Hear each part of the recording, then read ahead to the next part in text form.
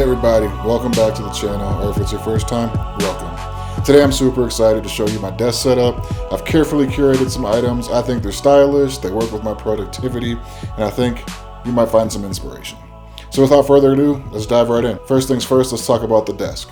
The IKEA Carlby, 78 inches wide, beautiful wood top, walnut finish. I love this thing. I could not speak more positively about a desk if I tried. I've paired this desk with the Alex drawers and the Topsky standing legs, so I have the ability to switch between sitting and standing throughout the day as I need. To help keep the workspace organized, I added this walnut desk shelf I found on Amazon. It's a perfect little spot for my monitor controller, my desk lamp knob, and this little kitchen timer that I use just for timing out work. The timer is just that, it's a kitchen timer. It helps me block off time so I can stay focused, eliminate distractions, and get some work done. The monitor light bar. I feel this is a must-have for any desk setup. This one came with a wireless controller to dim and change the color temperature, and I really cannot see myself not having one of these ever again. There in the center is the controller for my BenQ monitor.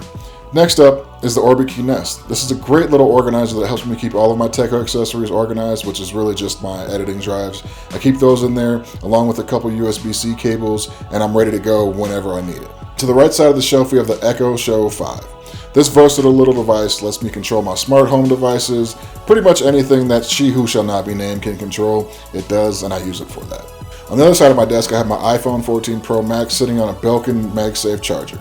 Now this thing is running iOS 17 beta, so I do have standby mode. And let me tell you, standby mode, if you don't have it yet, it's something you'll enjoy. Now there are a few things underneath the shelf. I'm only going to touch on one of them right now, and that is the Sonos Ray.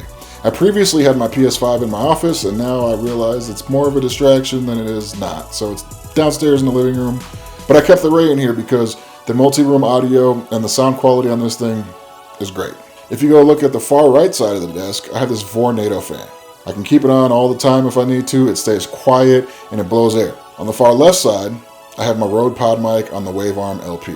Now this thing is for Zoom meetings, for voiceover work, for pretty much whatever I need to do with some clear audio. I have it there just for that. Moving on to the tech side of things, let's start with the workhorse, the 14-inch MacBook Pro. My initial plan for this project was to have the Mac Studio, but I took advantage of a great deal from B&H a few months back to get my hands on this guy. Spec'd exactly the same for less of a cost, so I figure why not buy it because it's portable as well. While the 14-inch wasn't my first choice coming from a 15-inch previously, I do say I love the small form factor and portability, as well as the fact that inside has the M1 Max chip. Let's face it, it's way better than the i9 I had before, and with 2 terabytes of storage, I can keep all the working projects local if I need to, as well as 64 gigs of RAM to power through pretty much any project I've put to the test. To optimize the desk space, I chose the human-centric vertical laptop stand in walnut. To pair with the MacBook Pro, I bought the CalDigit TS4 Thunderbolt 4 dock. This thing has 2 Thunderbolt 4 ports, 3 USB-C ports, 4 USB-A ports, display port, headphone jack, SD card reader. If you think about it, it probably has it. And for me to be able to access all of this while just using one USB-C port on my MacBook, it's invaluable.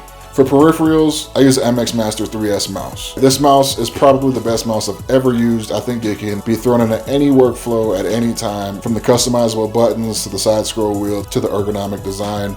You really can't go wrong with this thing. On the left side, I also have the Magic Trackpad, which I mostly use for Photoshop and Illustrator when I need to zoom in or move things around a little more meticulously than with the mouse. Right in the center, we have the Keychron Q8. I've bounced back and forth between different mechanical keyboards with different switches, different sounds, etc. This is my first Alice style keyboard, and I gotta say I'm really loving it. And to have the volume knob right on the top is a dream.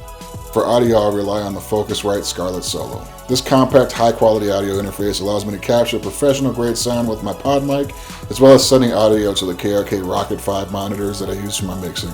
To touch on the KRK Rocket 5s, I bought these just so I can have something that was neutral sounding and clear for when I'm making videos and mixing the audio. My display monitors consist of the Samsung CRG9, which is a massive 5120 by 1440 monitor that has all the real estate I need for editing timelines, as well as having multiple windows open at once while I'm doing so. I know this thing is made for gaming, but it's been a dream for video editing for me. Above that, I have the BenQ PD2705UA.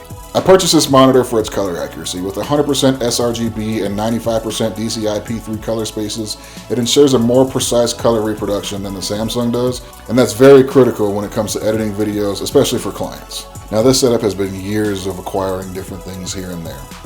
Let me tell you, it wasn't overnight. I used to think that seeing these things was an overnight kind of deal. What I have to say to that is, take your time, invest in yourself, you'll get there. If you like this video, please leave a comment of what your favorite part was. Give it a like. Hopefully you can subscribe to continue this journey with me as it evolves. With that being said, thanks for watching. Hope to see you soon.